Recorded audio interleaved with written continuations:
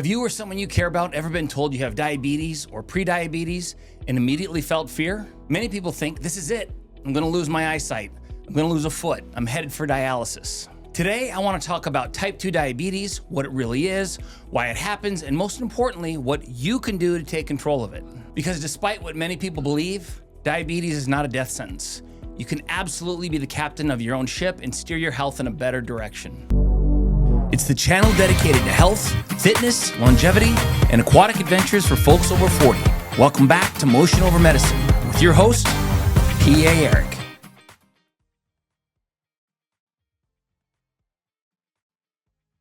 First, let's discuss the basics of why the human body requires glucose, how we obtain it, and why glucose, a nutrient that we require, can become potentially troublesome. First of all, know that the terms glucose, sugar, and blood sugar are used interchangeably when describing diabetes. Left unexplained, that can be confusing. All of these terms mean the same thing. Glucose, or blood sugar, is the body's primary fuel source, and it's especially important in fueling the brain, nervous system, and red blood cells. Carbohydrates such as bread, pasta, and rice are very easily converted into glucose by the human body. The human body is also capable of converting proteins and some fats into glucose as well. When we're healthy and our bodies are operating optimally, glucose is absorbed by our muscles and organs and burned very efficiently as our main fuel source. However, in order for our muscles and organs to absorb glucose, insulin must be produced sufficiently by the pancreas, an organ in the upper left quadrant of the abdomen. Without insulin, glucose would never enter the muscles or organs and would just continue to build up in our bloodstreams.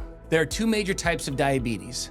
Type 1 diabetes, which occurs when the pancreas produces little or no insulin. This is essentially an autoimmune condition, and these patients require insulin injections because their bodies cannot make enough of it. The most common age of diagnosis for type 1 diabetes is between 4 and 14 years old, although it can occur in toddlers, teenagers, and even adults. Approximately 5 to 10% of people with diabetes are type 1 diabetics. Type 2 diabetes is different, and it's much more prevalent. Approximately 90 to 95% of diabetics have type 2 diabetes. This video covers the basics of type 2 diabetes. For type 2 diabetics, the body still produces insulin, especially early in the disease, but the body's cells become resistant to insulin's effects. Over time, the pancreas may struggle to keep up, and insulin production can eventually decline. Think of insulin as a key.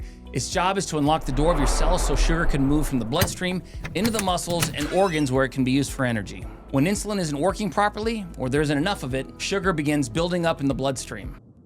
That is diabetes. So why is high blood sugar such a problem? Back in medical training, I had a professor that described it like this. Think of elevated blood sugar as being like a mild acid circulating through the bloodstream. Not a true acid in the chemical sense, but a substance that slowly damages the body over time. It doesn't usually cause damage overnight. Instead, year after year, elevated blood sugar slowly injures and eventually destroys the lining of blood vessels.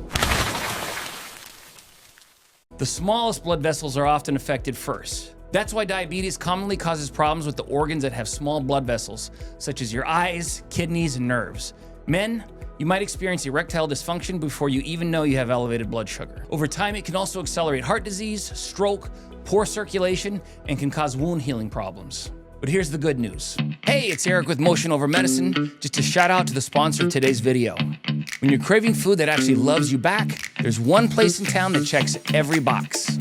Foodie Grill serves fresh, healthy Mediterranean meals that are big on flavor and smart for your waistline. Whether your goal is fat loss, clean calories, or building lean muscle, this is food that fuels results. And don't miss their daily special, a teriyaki bowl for $6.99. Order it without the sauce and you've got a macro-friendly, protein-packed meal that fits perfectly into a calorie-conscious lifestyle. Locally owned, right here in Bullhead City, and worth choosing every time. Eat better, support local. Foodie Grill, where healthy meets delicious.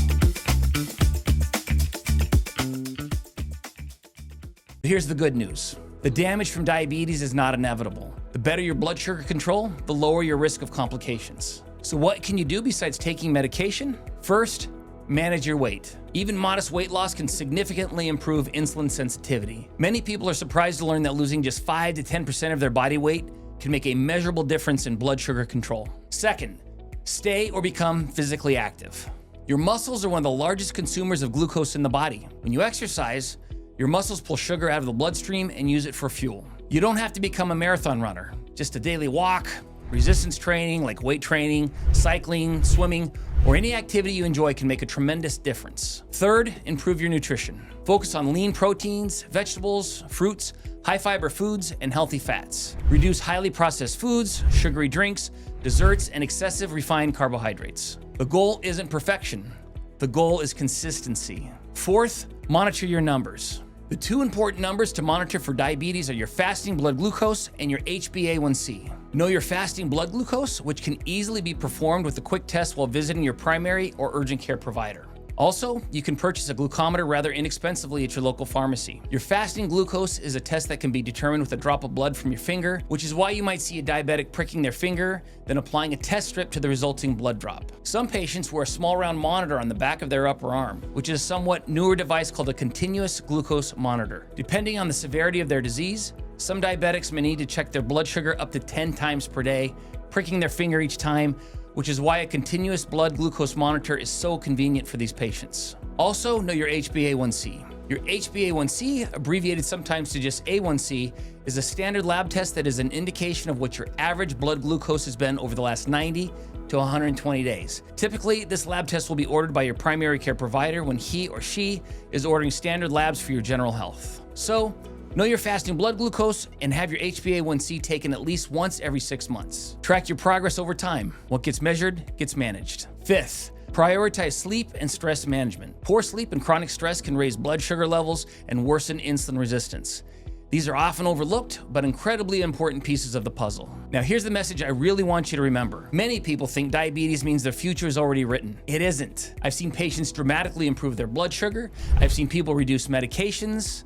I've seen people lose weight, gain energy, and completely change the trajectory of their health. You don't have to be perfect. You simply have to take control. Every healthy meal matters. Every walk matters. Every workout matters. Every pound loss matters. Small decisions repeated consistently over time create extraordinary results. So how would you know if you have type 2 diabetes? Type 2 diabetes often develops gradually, and most people have no symptoms at first. When symptoms do occur, they commonly include increased thirst, frequent urination, fatigue, blurred vision, increased hunger, and slow healing of cuts and wounds. Because these symptoms can be subtle, many people don't realize they have diabetes until routine blood work uncovers elevated blood sugar levels. As a PA, I find that most patients are first diagnosed during a routine physical rather than because they came in specifically complaining of symptoms. If you're concerned you may have new onset type 2 diabetes, schedule an appointment right away with your primary care provider. If you've been diagnosed with type 2 diabetes, don't think of yourself as a victim of the disease.